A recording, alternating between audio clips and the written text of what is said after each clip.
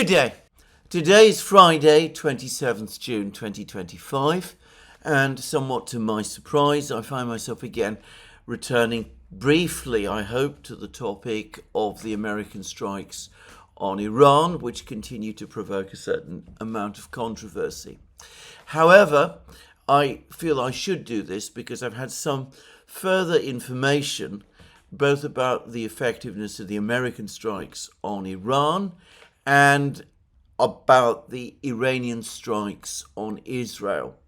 Now, on the topic of the American strikes on Fordow, I received some private emails, I should say from more than one person, and there's also been a rather interesting article in the Daily Telegraph. Anyway, I can sum up the information that I have had by saying that it is likely that the centrifuges deep down in the caverns below Fordow, the mountain, will have suffered significant damage. The very fact that they were no longer able to keep operating, they have to be in a state of practically continuous production or operation, means almost certainly that they have suffered significant damage. Also, it appears that it is not quite as straightforward to remove nuclear material from the centrifuges as perhaps some have suggested. However, it can be done. Obviously, one would need to do that, presumably, in order to obtain the nuclear material to create a nuclear weapon. And it is not impossible that it could be done within the 2 or 3 day period that would be that window that the Iranians might have had in order to remove the uranium, the material from the centrifuges.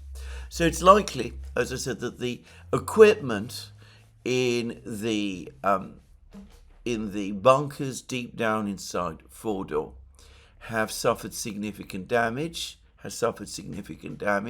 It doesn't mean that the entire facility might not be capable of being brought back at some point into a state of operation.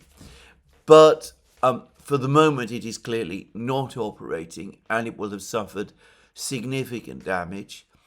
But it is also not impossible, contrary to what President Trump and his officials are saying, that the Iranians did manage to extract the uranium, the enriched uranium, from Fordow in the way that they, of course, are claiming. Now, the other thing I would say is that I've had one particular email which says that both Russian and American scientists and observers, technical people who have been aware of the situation in Fordow, believe, in fact, in Russia, it's not just taken as a belief, it is a near certainty, that there are many more access tunnels to the bunkers in Fordow than the ones that the Americans have destroyed, and that it is assumed that some of these tunnels are still intact and could be used by the Iranians to access the deep bunkers, the bunkers deep beneath the mountain.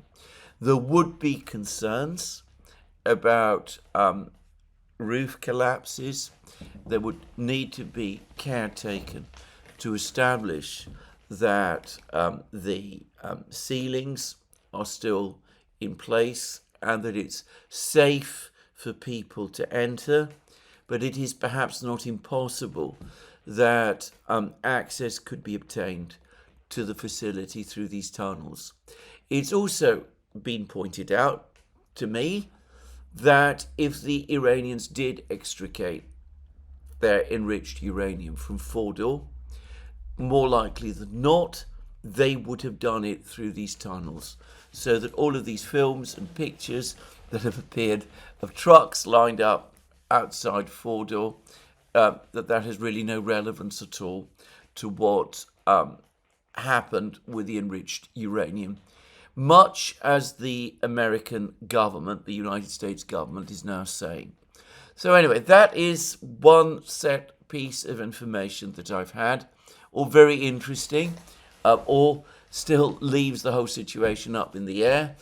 We still don't know exactly what's happened to all of that enriched uranium. Rafael Grossi and the IAEA are becoming increasingly anxious and are showing, in my opinion, the first signs of panic about the refusal of the Iranians to let them back in, and the refusal of the Iranians to provide any further information. It's a problem, as I discussed in my previous program, that Rafael Grossi and the leadership of the IAEA brought upon the institution. It really astonishes me that Grossi and his officials at the IAEA seem to have been generally taken by surprise by the Iranian reaction to their activities. Well, as I said, that's one set of information that I have had. Perhaps more interesting, or perhaps even more revelatory in some ways, is information that is now starting to trickle out of Israel, and which is extremely well summarized on his blog, Sona 21, by Larry Johnson, who, it is important to reiterate, is a former senior US intelligence officer who has done intelligence analysis for the US government. Anyway, we now have substantial information about the actually very significant damage that the Iranian missile strikes did to Israeli military facilities, but also, as it turns out, to economic targets. So, Israeli missile strikes on Ben Gurion Airport meant that Israel's only international airport was essentially out of operation. Israeli ports were also targeted, and that also meant that it became much more difficult to operate through Israeli ports, and other industrial and economic facilities across Israel were targeted also. There were claims earlier in the conflict that the Israelis had been anticipating that in the first days of a missile war with Iran, up to 5,000 Israelis might have been killed, and that there was relief in Israel that that didn't happen. If the Israelis ever believed that, which I cannot myself believe, then that shows how completely they have misjudged the strategies of the authorities in Iran and of their rational way that they conduct military decision making. The Iranians obviously were not seeking to kill civilian targets. Why would they do so? What possible strategic benefit would they derive from that act? They appear to have been taking steps aimed to achieve three things. One, to deplete Israel's air defenses, in which they appear to have been making significant progress, as commentaries in the American media have confirmed. Two, to carry out strikes against certain Israeli military facilities. Here, I think it's probably fair to say that though a certain amount of damage was done, overall, the Iranian missile strikes did not do a significant amount of damage to Israel's military capabilities. But thirdly, to conduct significant strikes against Israel's economic facilities in a way that, had the missile war continued for much longer, might indeed have precipitated a very severe economic crisis within Israel. Larry Johnson, and by the way others, are speaking of Israel's dependence on imports for vital materials, including food, and of the dangers if the ports had remained closed as a result of his Iranian missile strikes. Again, I am not able independently to assess all of this, but do bear in mind that Larry Johnson knows how to conduct this kind of analysis. It used to be his job. So he's probably in a much better position to assess this information, certainly, than I am. Anyway, there it is. Now, I will just finish this quick and brief recap about the various missile strikes by saying one further thing, which is that there were also reports in the US media, repeated, by the way, in the Daily Telegraph, which also published an interesting article about the American attack on Fordow, which corroborates much of what I have been provided privately from these various correspondents. Anyway, the Daily Telegraph and other outlets are saying that the United States has been working and planning its attack on Fordow for 15 years, since 2009, when the Fordow facility was first revealed to the IAEA by the Iranian government.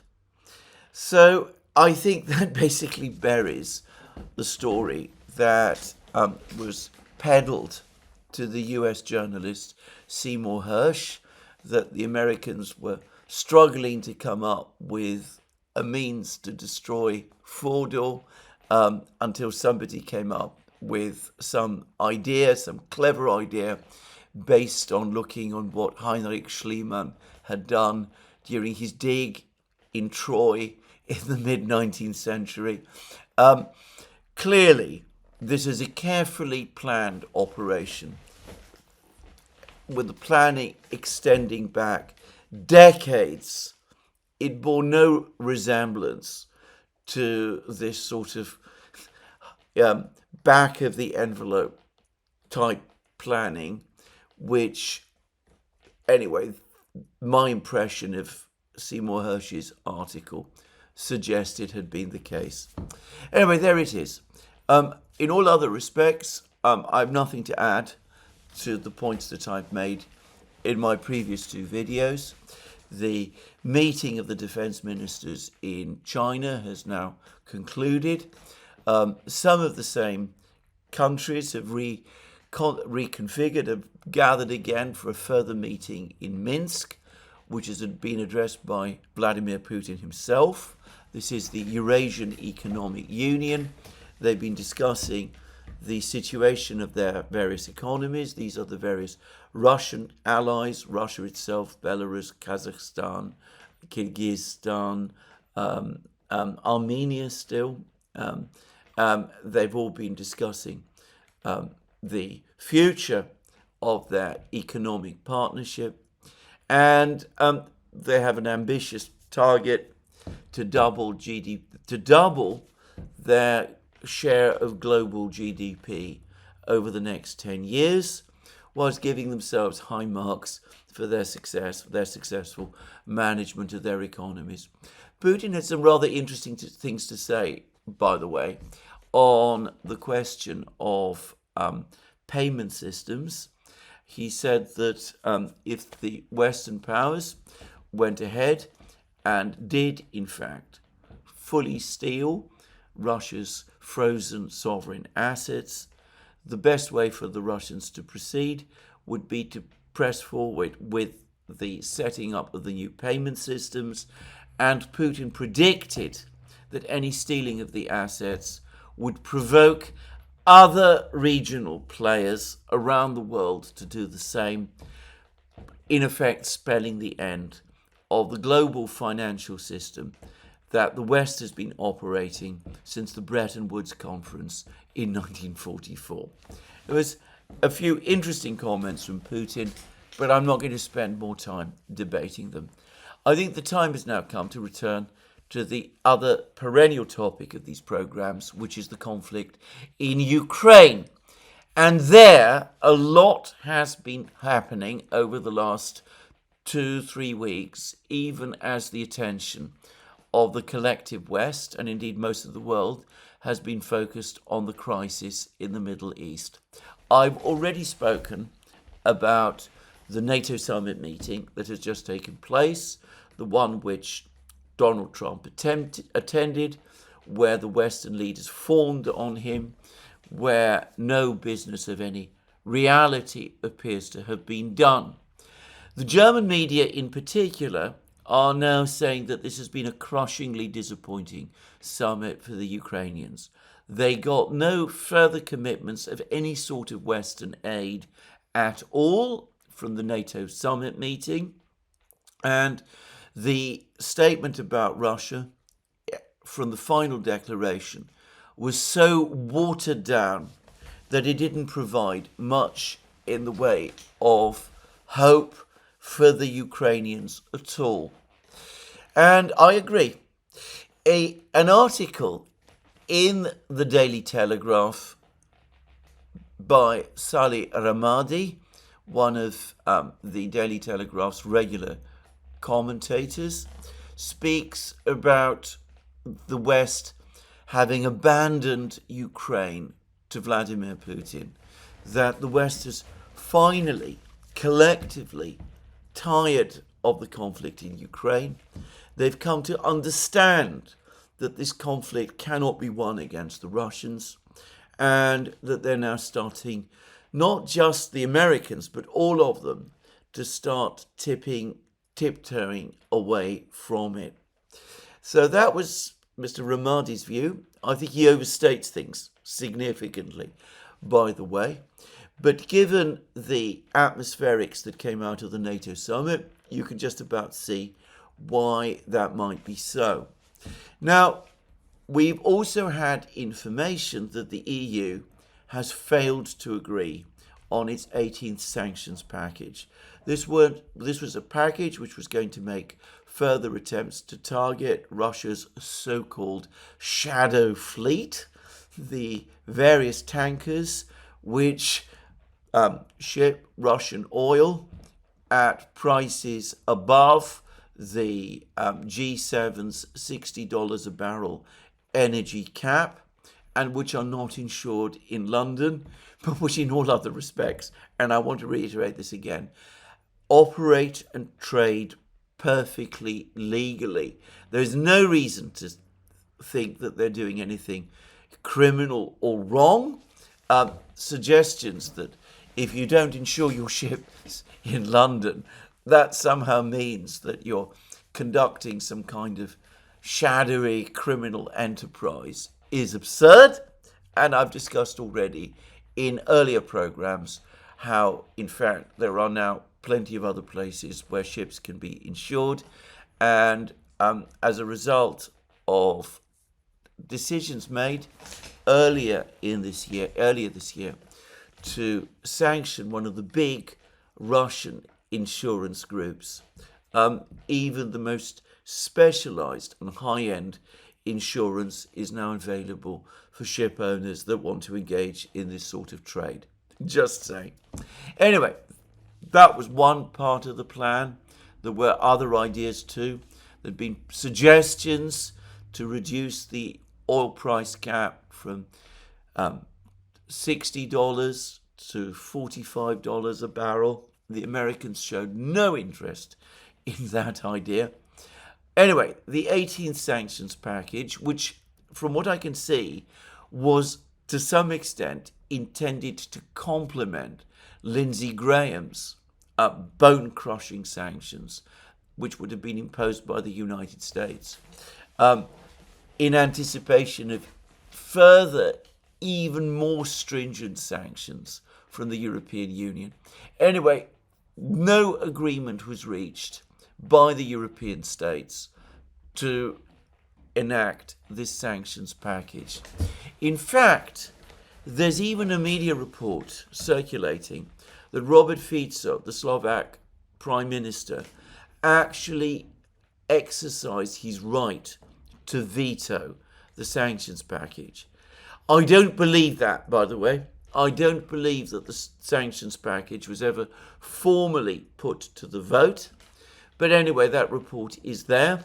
And there is no doubt at all that Hungary and Slovakia, so far, are strongly opposing this sanctions package. Now, Viktor Orban, the Prime Minister of Hungary, is now becoming more outspoken. He's made speeches in which he also says that he thinks that this sanctions package, the 18 sanctions package, is completely misguided. He doesn't like suggestions that by the end of 2027, all EU member states must commit to stop buying Russian fossil fuels, oil and gas. And he has also now clearly and unequivocally come out against Ukraine's entry into the EU. He's never been keen on that idea, but he's now made what I suspect is his strongest speech against this idea altogether. He said that if the EU were to take this fatal step, not only would it economically destabilize itself, but it would be importing war into the Union. And about that, by the way, I completely agree with him. Even if some kind of peace agreement is eventually negotiated between Ukraine and Russia, almost certainly on Russian terms, that agreement is going to be extremely unstable. It might not withstand the situation for very long. There could be another crisis, potentially, especially if a future Ukrainian leadership felt emboldened by the fact of Ukraine's membership in the EU and thought that if it reopened the conflict with Russia, it was thereby guaranteed further support from the EU states. So even if there is an agreement, even if it is a full peace agreement, the likelihood is that it will not be a permanent agreement, whatever the various sides say. And of course, if there is a renewal of a conflict, a war between Russia and Ukraine, with the EU inside Ukraine, it would be a catastrophe for the EU. It would be a catastrophe with the territory of an EU state becoming the theatre of war. There is a further factor, which I don't think Orban actually discussed, which is that if all of these various plans that are now floating around, and they're floating around quite actively, especially within the think tank world, of mounting some kind of long-term insurgency against Russia, ever bear fruit. So insurgency against Russia on former Ukrainian territory and ultimately inside Russia itself, then of course if Ukraine or any part of Ukraine does become a member of the European Union, then the European Union will itself inevitably become the theatre of this shadow, covert, dirty war that is going to be waged. In my opinion, it's going to become the theatre of that anyway, simply by reason of the fact that there's plans to wage this kind of war at all. Even if Ukraine does not join NATO or the EU, even if Ukraine ceases to exist as an independent state and the Russians occupy it all, if some kind of dirty war continues to be waged against Russia by whatever remnants of the present Ukrainian system still survive, inevitably that war is going to be waged from European territory, and one way or the other, the Europeans would still be involved. But I agree, if this is Orban's meaning, that if there was a rump Ukraine left, and if that rump Ukraine did join the European Union, then of course the problem of bringing this shadow war, this dirty war under any sort of control would be much, much greater.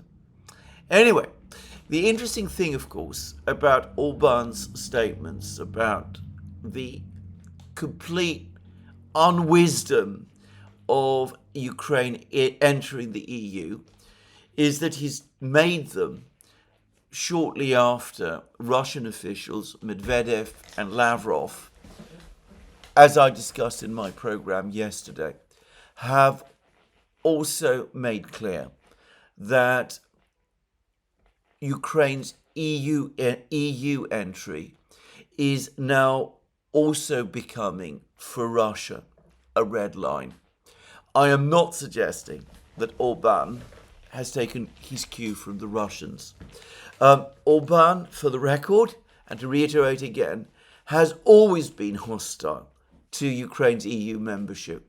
He isn't suddenly come to this view prompted by the fact that the Russians are objecting to it. But I can't help but think that Orban, who certainly keeps careful track of what the Russians are saying, he is right to, given that Hungary is in effect now a frontline state. It's essential that any Hungarian Prime Minister who is seriously concerned about Hungary's future, its national interests, its security, would be keeping careful track about what is being said about this conflict, which affects Hungary so profoundly in Moscow.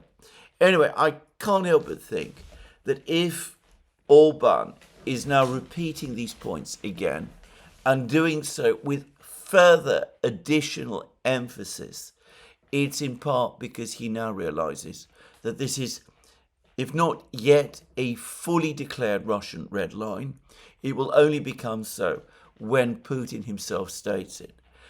The fact that it is an evolving red line makes it even more essential, even more pressing, that this idea, this dangerous idea of Ukraine's EU entry be dropped right away. Now, if that ever happens, it needs to be said that this will come as a profound, disillusioning shock for Ukrainian society. Because, as I very, very well remember, there was never previously, before the Maidan events of February 2014, there was never majority support or anything close for Ukraine's entry into NATO.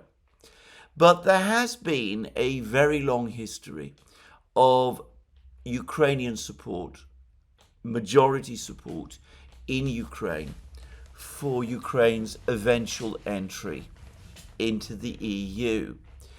It tends to get overlooked that the crisis, the current iteration of the crisis, actually began in the autumn of 2013, when the previous democratically elected, constitutionally appointed president of Ukraine, Viktor Yanukovych, took a decision to suspend ratification of the association agreement that Ukraine had concluded with the EU.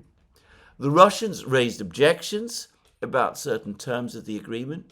They said that if it operated in the way that it was intended to, that would mean that Ukraine had entered into a free trade area with the EU. That was incompatible with Ukraine's already existing free trade status with Russia. It would mean that European goods would be able to cross the Ukrainian border into Russia, circumventing Russia's restrictions on imports of EU goods. And for that reason, the Russians started to take steps to close trading goods between Ukraine and Russia in a way that immediately impacted on Ukraine's industrial economy, most of which was concentrated in the east and which is heavily based around trade with Russia. Now, I remember that there were furious denials at the time about from the EU about the Russian reasons for the steps that the Russians took. It was repeatedly said that the Russians were making took a purely political step, that Russian claims that European goods would be able to enter into the Russian market through the back door via Ukraine were groundless. It was said that all kinds of electronic equipment could be set up on the border to check and monitor the movement of EU goods into Russia. All kinds of things like that were said. And then a couple of years later, Brexit happened in Britain, and the same issue arose over Northern Ireland. Northern Ireland, for various reasons, which I'm not going to discuss in this program, it was agreed would remain part of the single market with the EU.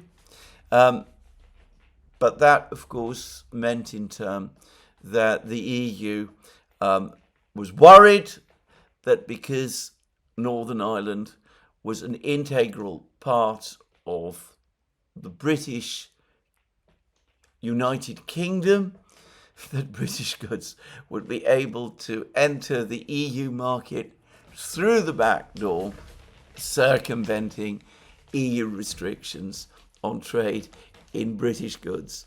It was very strange, actually, to see the same arguments that the EU had vehemently denounced when they were made by Russia be repeated by the EU when they found themselves in the same situation with Britain and Northern Ireland after Brexit. I'm not going to discuss this whole tangled issue further in this program. Alex and I discussed it in exhaustive length during the so-called Brexit wars that took place between 2017 and the final decision of Britain to leave the EU and the EU single market, which took place at the beginning of 2020. But anyway, that was when the conflict began, because the conflict in Ukraine began, because it was when Yanukovych realized that the Russians were taking those steps and that this was going to affect Ukrainian industry in eastern Ukraine, and that this would undermine his own political base in the Donbass, that Yanukovych took the action of suspending the ratification of the EU association agreement and proposing that some of its terms be renegotiated with the EU, with the Russians participating in the negotiations. And of course, the EU rejected that outright. They said they would not change a single punctuation mark. And a lot of people in Ukraine were extremely upset when Yanukovych made that decision, because they believed that the EU association agreement was indeed a big step towards Ukraine's eventual entry into the EU, which they were convinced would happen. And that was what provided a lot of the popular backing for the uprising that took place against Yanukovych in the autumn and winter of 2013-2014, which eventually led to the Maidan coup and to his fall. Just saying. So if after all of that, the Ukrainian people learn that on top of all the crisis and devastation and terrible war that they have endured over the last 3 years, on top of the crisis in the Ukrainian economy, which basically began in 2014 and which has continued in various iterations ever since. The possibility of Ukraine ever entering the EU has been ruled out forever. That will be a massively embittering and disillusioning experience. Professor John Mearsheimer has spoken about how the offer of NATO membership led Ukraine along the primrose path to its eventual destruction. The same could be said to an even greater extent about the promise of eventual EU membership. Most Ukrainians, after all, until 2014, were opposed to Ukraine's membership of NATO. Most Ukrainians before 2014 supported Ukraine's EU membership bid.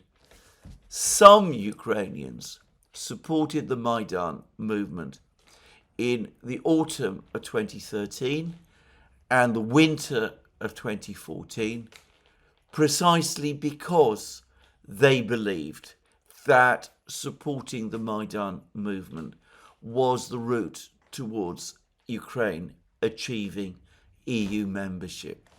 In fact, for quite a long time, as I remember, the protest movement in Maidan Square, which eventually caused President Yanukovych's fall, was called Euromaidan, and there still exists a Ukrainian media outlet, an important one, a very influential one, which calls itself Euromaidan News.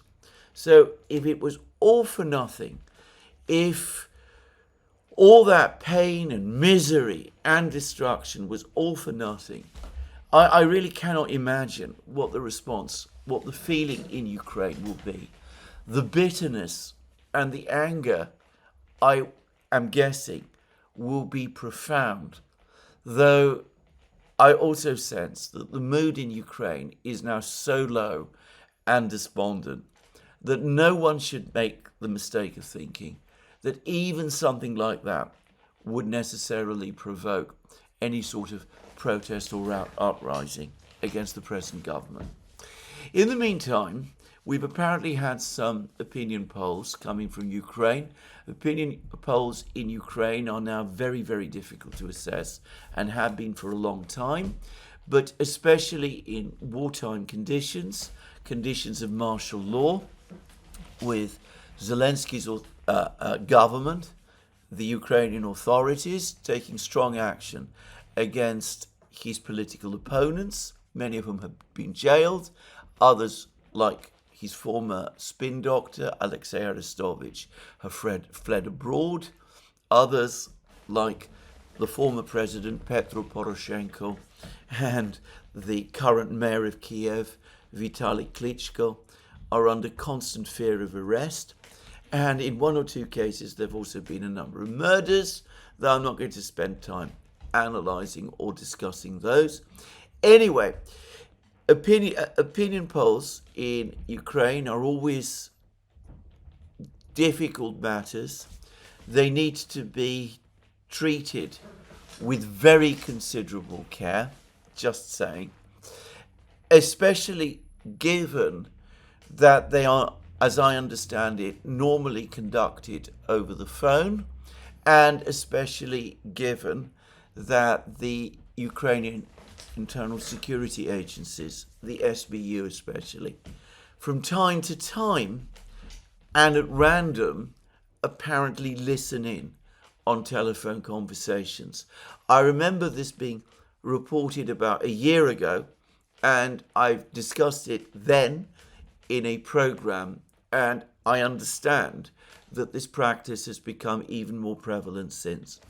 Anyway, a recent opinion poll conducted in spite of all of these conditions, nonetheless produced the result that 72% of Ukrainians would support a ceasefire, a freezing of the conflict along the current conflict line. Support for an indefinite prolongation of the war appears to have collapsed, and I gather it was only about 16% of Ukrainians still harbour dreams of recovering all of Ukraine's former lost territories. So one already gets the sense of a society, of a population that is becoming increasingly demoralised and worn down. And I suspect that this opinion poll probably understates the sense of despondency that now reigns across Ukrainian society and the longing for peace and a return to peaceful conditions that can be found across it. That does not mean, however, to repeat again, that Zelensky or his officials are going to change course. First of all, it may be that only a very small minority of Ukrainians now refuse negotiations with the Russians, refuse to make significant concessions to the Russians, are opposed even to a freezing of the conflict. And this opinion poll was only about a freezing of the conflict. Of course, Russian demands go further now, significantly further. It may be that the section of Ukrainian society that remains committed to prosecuting the war, to whatever conclusion it eventually comes to, is very small. But it is not just a militant minority, it is also a very powerful minority. It has now become organized in strong political movements. It has significant presence in the internal security services. It is also organized in these various so-called nationalist brigades, Azov, Aidar, and the rest. And it is also apparently, has substantially penetrated the Ukrainian army, particularly its officer corps and the internal security services that function within that army. And I think that all of these people, taken collectively, including people like Kirill Budanov, the intelligence chief, other Ukrainian officials, remain committed to keeping the war going, as of course does Zelensky himself. Zelensky and Yermak have categorically ruled out holding elections. They say that elections will not happen whilst the war is underway. And of course, they show no interest in any step that could end the war, thereby, in effect, confirming their intention to remain in power for as long as possible. So, a demoralized Ukrainian population, one that probably no longer has its heart in the conflict, but one which is no longer in a position to push back and to bring the war to an end. I would add that, in my opinion, one of the key reasons why Zelensky has been so nervous about mobilizing 18 to 25-year-olds, the young youth within Ukrainian society, is because it is young people of that age who often are the first to come out in protests and to organize protests. And he must worry that if anything like that happens, given these sentiments which exist across Ukrainian society, those protests might, in that case, start to snowball. Anyway, there we are. That's the situation in Ukraine.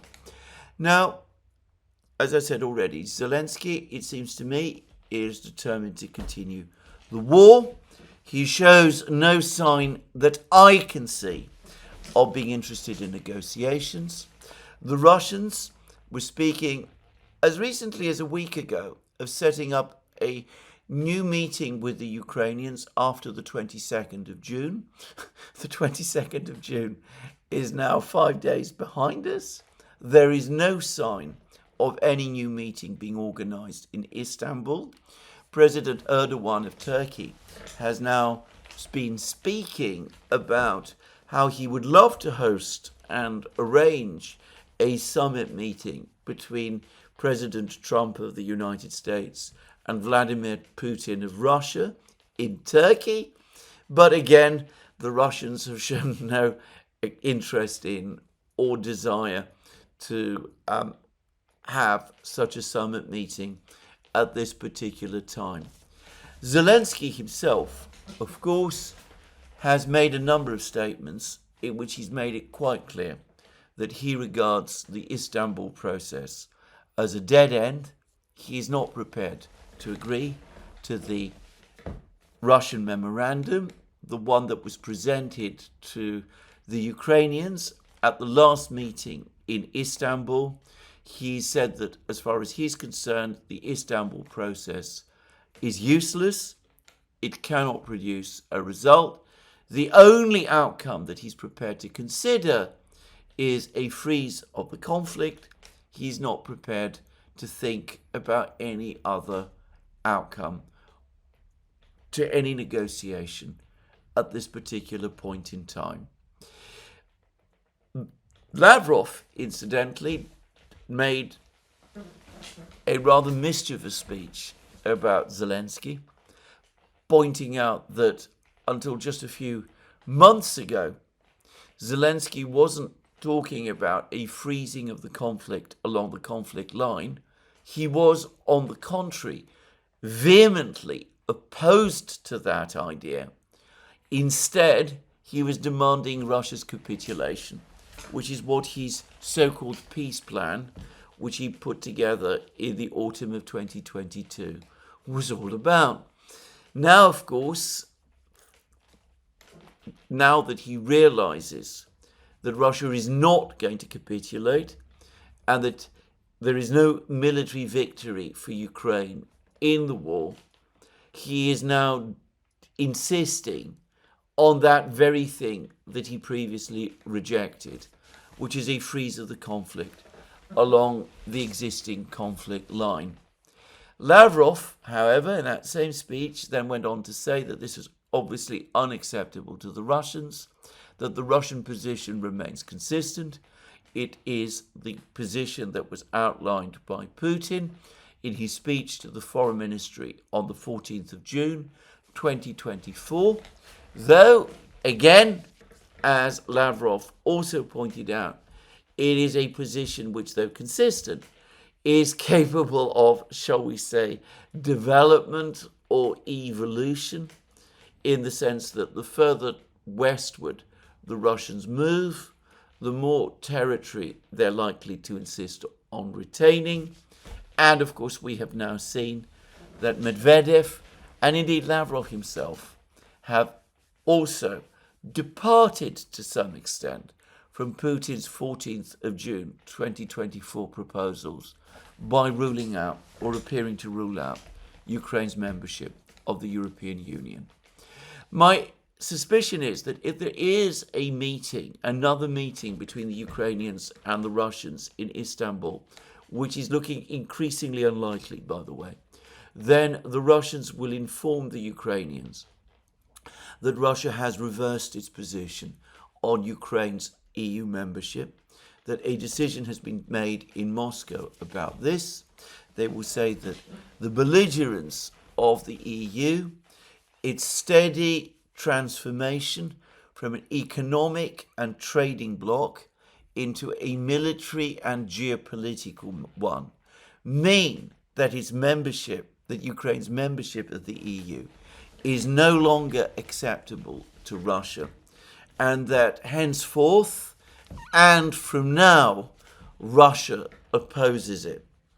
So I suspect that that will be something that the Russians will make clear in any future meeting, should it happen. But at the moment, there is no indication that it will. Anyway, there we are. So a negotiating process that's come to an end. No sign that the negotiation process is moving forward at all. An increasing sign that the United States has tired of Ukraine. Donald Trump no longer seems to even pretend to be interested in the conflict in Ukraine. The energy the Americans earlier brought to trying to get a ceasefire in Ukraine appears to have dissipated. Trump himself has openly admitted that the process proved to be much more complicated than he expected. By the way, I can't help but think that that is a quiet rebuke, might not have been quite intended in that way by Trump, but it is in effect a rebuke of General Kellogg. After it was General Kellogg who first came up with the idea that the United States should aim for a ceasefire along the existing conflict line. Just saying. And sold to Trump the idea, or appears to have sold to Trump, the idea that this was achievable. And now Trump is saying that this is a lot more complicated than it first appeared.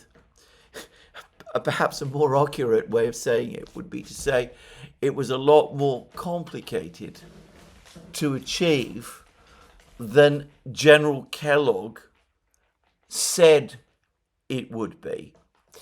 Donald Trump's White House, more even than that of previous presidents, resembles in some respect a court.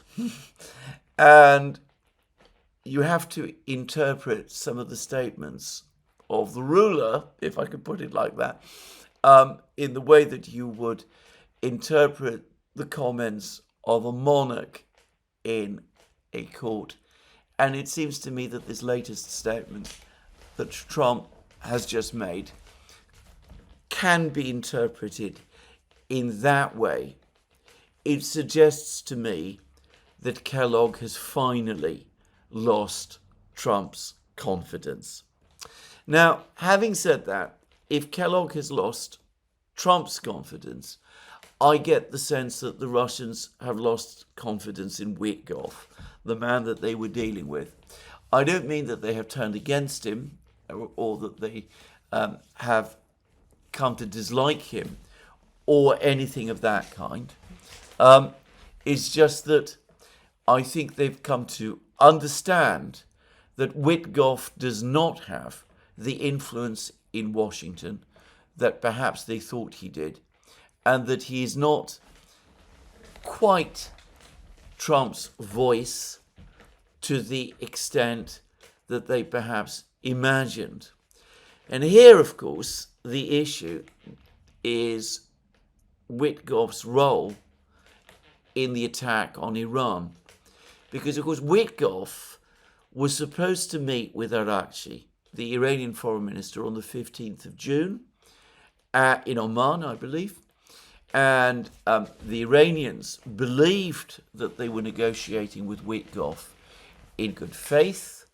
The Russians believed that the Iranians, that Witkoff was negotiating with the Iranians in good faith.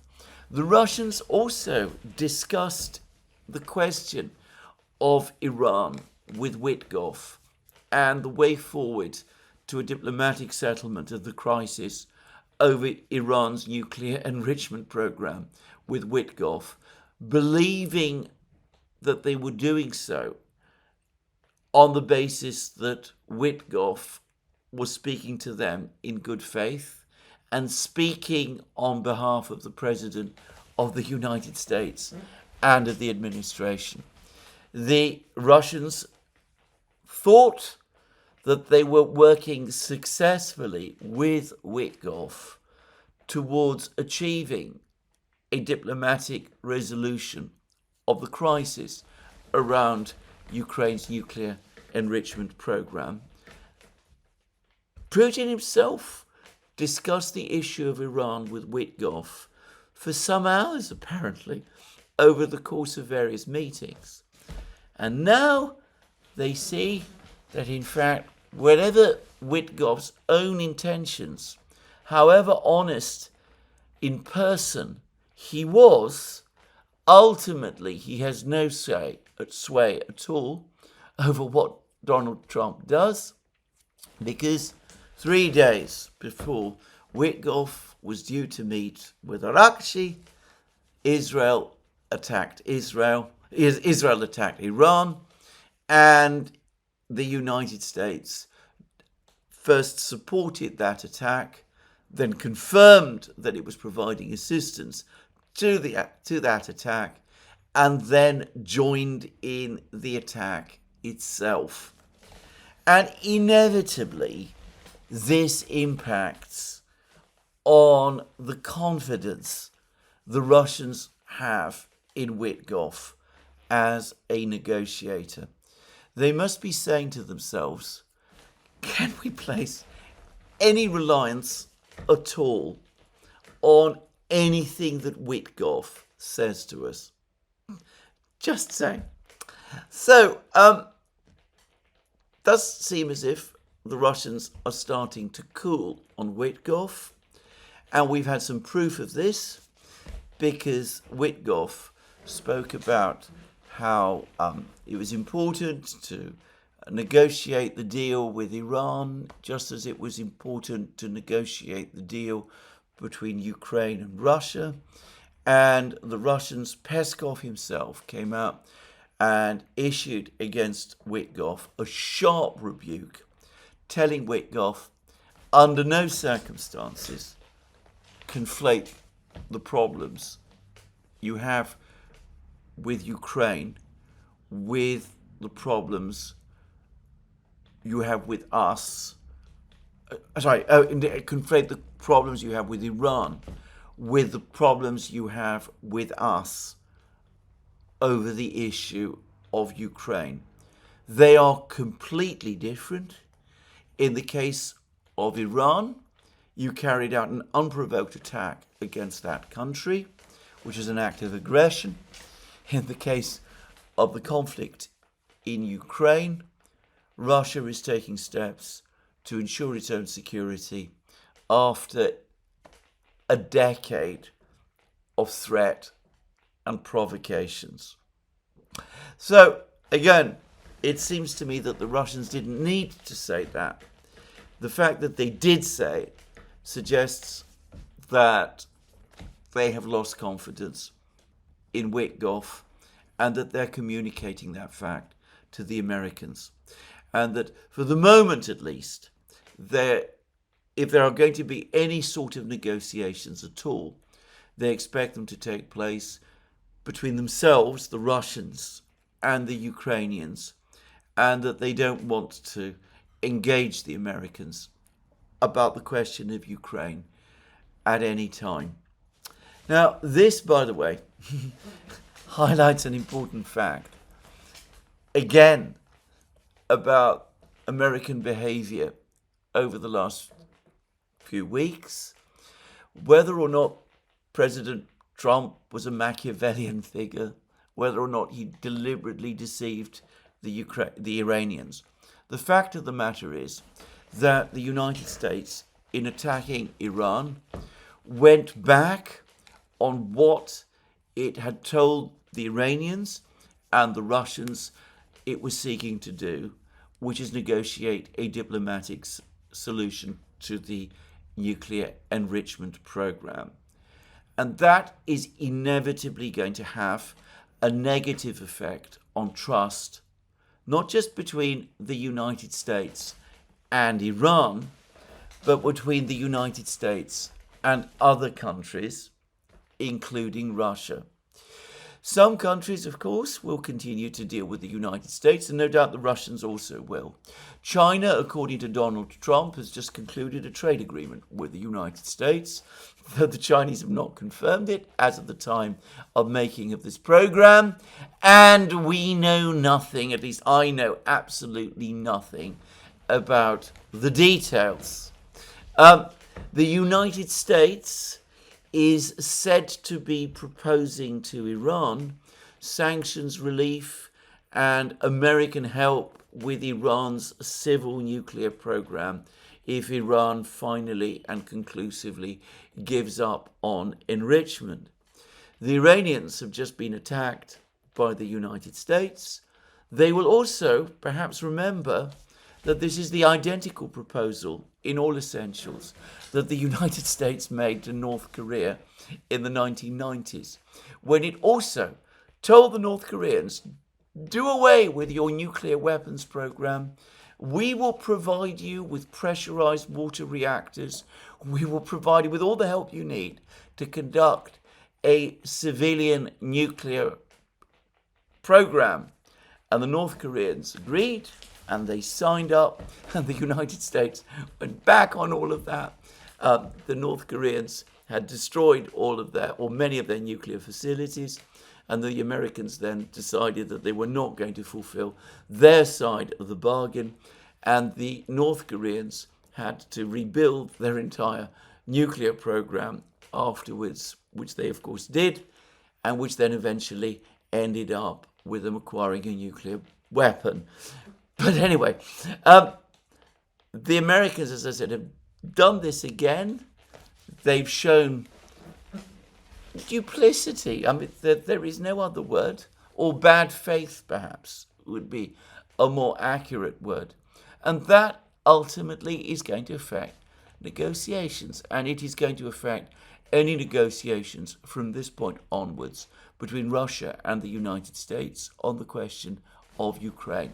I'm not saying that there won't be any negotiations. I'm not saying that Trump and Putin might not one day meet, but the Russians are going to be even more careful than they were before. And in the meantime, I clearly get the sense that they've lost confidence in Witkoff. Anyway, in the meantime, with no sign of negotiations, the war continues. And here, over the last 2 weeks, as I said, there's been important developments, important things happening, and it's perhaps the moment for me to do a brief rundown of them. Now, as I've said in various programs, the Russians have recently hammered Kiev with various drone and missile strikes. They've also hammered other places, Kremenchuk of the Dnieper River, Odessa, again, Chernihiv in the north, all sorts of places across Ukraine. The economic and material damage of these strikes is substantial. And the Washington Post now says that Ukraine's economy is, in effect, in a state of slow motion collapse. It entirely depends on Western aid. And if that aid is withdrawn, and that aid is indeed reducing, then it will collapse completely into industrial crisis and hyperinflation. Now, that is absolutely true, incidentally.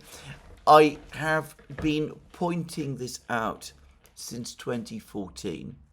In my opinion, the Ukrainian economy that existed before 2014 essentially collapsed over the months that followed the Maidan coup. And in fact, the major crash came in the winter of 2015. What has continued in Ukraine since then is not a functioning, organic economy. It is a corpse that gets every so often a new introduction of energy in the form of endless funds provided by the West. If those injections of funds from the West stopped, the fact that the Ukrainian economy was in effect dead would no longer be possible to conceal.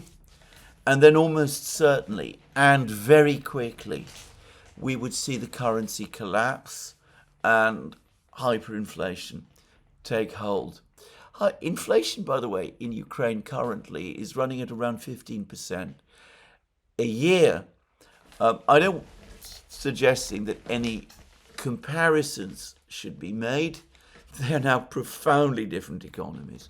But an enormous amount has been made about the fact that Russian inflation over the course of the last year was briefly above 10%. It's now falling towards 9% and is believed that it will be around 7% by the end of the year, but this is early in the year to say.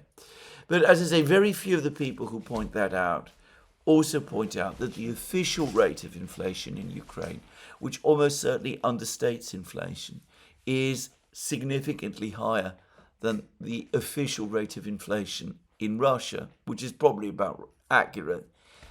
In Ukraine, it is 15%. But anyway, that would be as nothing if all Western financial inputs were to suddenly stop. We will undoubtedly, in that case, see, as I said, a collapse, a currency collapse, and a collapse into hyperinflation. Anyway, put all that aside, the fact is that missile strikes and drone strikes by the Russians continue. The Ukrainians continue their drone strikes against Russia. Again, it's astonishing how little reporting that gets. But every night I read on the Russian Ministry of Defense, a Telegram channel and website about Ukrainian drone attacks on Russian regions. None of the drones seem to get through, and when they do seem to do relatively little damage now. So the war in the sky continues. The Russians are saying that they have total aerial dominance over Sumy region, and that any and every attempt by the Ukrainians to create fortifications there fails, because the fortifications are immediately destroyed by the massive Russian fab bombs. And everywhere, advances by the Russian army continue. The Russians continue their advance in Sumy region. I discussed yesterday how, despite General Syrsky's claims about some great success in stabilizing the situation in Sumy region, the reality appears to be the opposite. Incidentally, Syrsky has now been severely criticized by some MPs in the Ukrainian parliament, the Rada, for a recent trip that he made to northern Ukraine, and the lack of any real fortifications that had been created there. I'm not going to discuss that further. But anyway, the Russians still clearly hold the initiative in Sumy region. There is still apparently fighting going on in Yunakovka, the fortified village. Claims that the Russians have captured it appear to be premature. But the Ukrainian counterattack that we were hearing so much about appears to have flickered out, and I don't think anybody takes it seriously anymore. Elsewhere, the Russians continue to advance. There was a report today an interview today given by our old friend Andrei Marochko, one of the Russian commentators about the military developments, who regularly provides information to TASS. He's now clearly signaling that Kupiansk, which is now apparently mostly surrounded, is about to fall. He told Komsomolskaya Pravda radio that to secure the western borders of the Lugansk People's Republic, it is essential to take control of Kupiansk. Doing so would undermine the enemy's defensive line in some areas and effectively cut off their supplies. Kupiansk holds strategic importance due to its railway junction and highway interchanges, which serve as vital supply routes for many Ukrainian armed forces. Russian troops have established positions capable of firing upon a 1.5 kilometer stretch of highway and have gained control of a strategic height near Kupiansk. Now, generally, when Marochka talks like this, it's a sign that there's about to be a big attack on a position. The Russians have been maneuvering around Kupiansk since the autumn of 2023. They've never, up to now, launched a serious attempt to storm the town. A curious fact which requires some explanation. Given that Kupiansk is not an enormous place, one might have expected that the Russians would have made some attempt to storm and capture it some while back. But they have chosen, and it's clearly been a matter of choice, not to do so. And that must say something about general Russian strategies, that they appear to want to keep places in contention, presumably in order to draw in Ukrainian reserves, presumably in order to destroy those reserves, as part of the grinding down of the Ukrainians, the war of attrition that they have been fighting. But anyway, it looks as if, in the case of Kupiansk, we're now almost at the end of that. Whatever role the Kupiansk meat grinder had been playing up to now is now the time has come, apparently, to bring that to an end and to take the town finally, with its important railway junctions and highway interchanges, in order to secure Lugansk region and perhaps open the way for an attack on other places like Izium and Balakleya, and ultimately for an attack on Slavyansk from the north. Now, the Russians also have been playing a similar complex game at Chasiv Yar. They've never devoted very large forces to the capture of Chasiv Yar. Again, it's not, I think, widely appreciated that the main bulk of the force, the Russian force that has been tasked with capturing Chasiv Yar, is a single paratroop division which has been fighting in Chasiv Yar for a year and a half now. All of the central areas of Chasiv Yar appear to be firmly under Russian control. It's clear to me that the Russians, if they'd committed more troops to Chasiv Yar, would have cleared the town long ago. But anyway, again, the very latest reports and the very latest films suggest that not only did they control all of central Chasiv Yar, but that the last remnants of the Ukrainians holding out in one of the outlying micro-districts are about to be pushed out of there also. The Russians, Redovka, specifically the Russian newspaper, has been talking about how Chasiv Yar is the balcony of the Ukrainian defense in Konstantinovka. If Konstantinovka is the building, Chasiv Yar, the apartment, Chasiv Yar is its veranda or its balcony.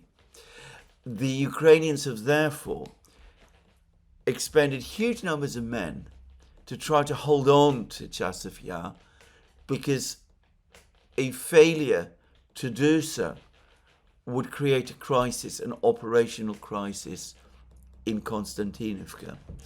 This has, of course, meant, again, that the Russians have been able to operate their usual meat grinder tactics in Chasiv Yar, but it looks as if that is coming finally to an end also.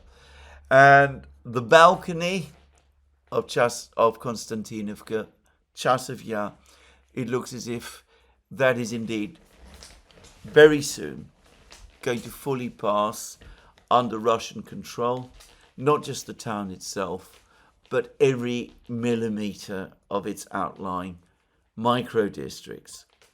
And, well, the Russians have been steadily tightening their grip around the Ukrainian forces located south of Konstantinovka, south of this reservoir. I've already spoken about how they appear to be, in effect, in some kind of encirclement or cauldron. And, well, the Russians have not only been advancing east and north of Pokrovsk, but Redovka recently spoke of the Russians having begun the battle for Novoekonomichny, the village which could be described as the westernmost suburb of the Pokrovsk-Mirnograd conurbation. But even as they appear to be preparing to storm Novoekonomichny and other villages directly to the north of Pokrovsk, fully encircling that town, it looks as if they're now closing in on Pokrovsk from the southwest also. It looks again as if claims that the Russians have captured the whole of Udachny, village to the southwest of Pokrovsk, were premature, but it does look as if the Russians are close to surrounding the Ukrainian forces that are still located in that village, and that will put them in position to control the railways, full control of the railways, leading into Pokrovsk from the southwest, but also importantly, in a position where they can strike at the Ukrainian supply roads and railway lines into Pokrovsk from the west. So it looks as if an encirclement battle for Pokrovsk is now definitely underway, and all of that, I'm sure, is going to deepen the crisis for the Ukrainians over the course of the summer. And, well, lots of things going on in other places. I spoke about how the village of Shevchenko in southwest Donbass has fallen under Russian control, complete with its immense lithium deposit. Other places in this area facing towards the Dnieper are also falling under Russian control. There were reports this morning, which I've only just seen, that the Russians now control around half of the village of Malaya Tokmachka in Zaporozhye region. This is a village that is located to the east of Orekhov, the strategic town that the Russians need to capture if they are ultimately going to advance on Zaporozhye itself. Perhaps more importantly, with the Russians advancing from the west, from Donbass, and the Russians advancing from the north, from Velikaya Novosilka and to Malaya Tokmachka, and also ultimately to Golya Polye, it looks as if the Russian armies in Zaporozhye and western Donbass are likely to converge, to come together before very long.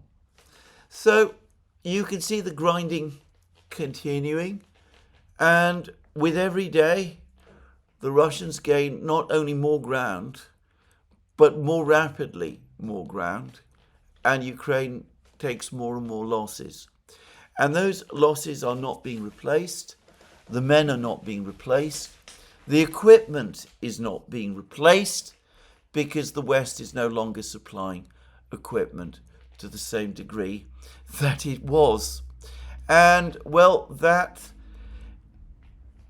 opens up interesting possibilities for the future. Ukraine apparently starting to lose Western economic and military support. Diplomatic support is still there, but even that is becoming increasingly unconvincing. There's been some claims in the Western media that some officials are saying that this is going to be a very, very hard summer for Ukraine. That, of course, is certainly true. But it's not just the summer, it's the autumn and the winter as well. Perhaps the autumn and the winter will be harder still, and it will just go on getting harder and harder until it ends. Well, this is where I finish today's program. There'll be more from me soon. Let me remind you again, you can find all our programs on our various platforms, Locals, Rumble and X. You can support our work via Patreon and Subscribestar and by going to our shop. Remember, if you go to our shop, you can get all kinds of lovely things with names of cities. You should be, in many cases, able to find items with the name of your home city in our shop. And links, of course, under this video. And last but not least, if you've liked this video, please remember to tick the like button and to check your subscription to this channel. That's me for today. More from me soon. Have a very good day.